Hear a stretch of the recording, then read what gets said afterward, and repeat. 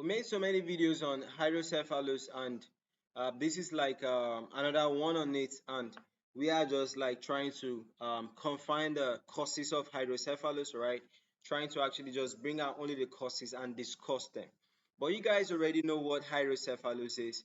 This is hydrocephalus, and it's basically it's excessive what or extra cerebrospinal fluid in the ventricles, all right? So thereby it is causing the ventricles to enlarge, and it's also making the head to enlarge. Do you understand? So what are the possible causes? All right.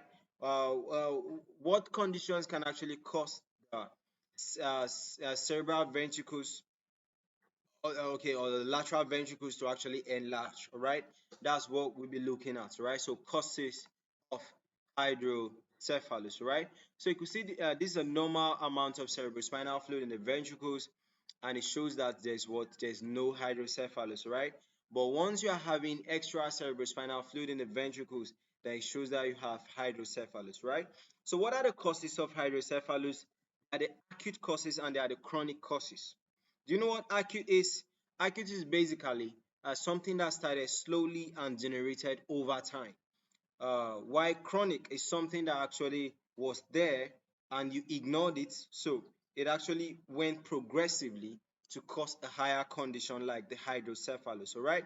So the acute cause of hydrocephalus, we have trauma. All right. So if you have trauma of the brain, you can have hydrocephalus. Then subarachnoid hemorrhage. Okay, if there's bleeding in the subarachnoid space, then it can cause hydrocephalus. If there's acute meningitis, that means if there's like inflammation of the meninges, okay, it can cause hydrocephalus. If there's posterior fossa tumor, all right, so if there's tumors in the posterior cranial fossa, it can cause hydrocephalus. If there's cerebellar hemorrhage or infarction colloid cyst of the third ventricle, it can also cause hydrocephalus, all right?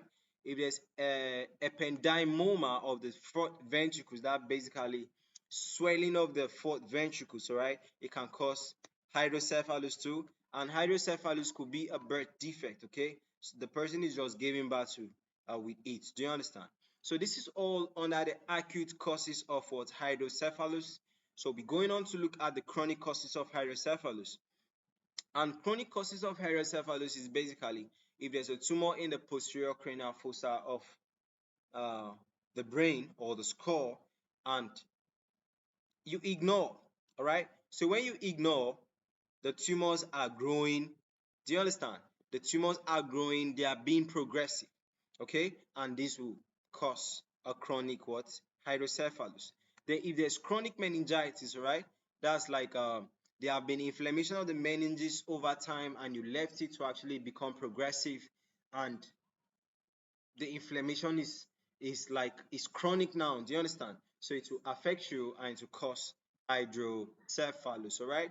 So this is like see, these are the normal ventricles. Look at their size, and you can see enlarged ventricles. All right. And basically the type of pressure they impose on the brain. Do you understand? So normal ventricles and the ones that have been affected with it by hydrocephalus. All right. So guys, that's it about the causes of hydrocephalus, all right? Either acute causes or chronic causes, all right?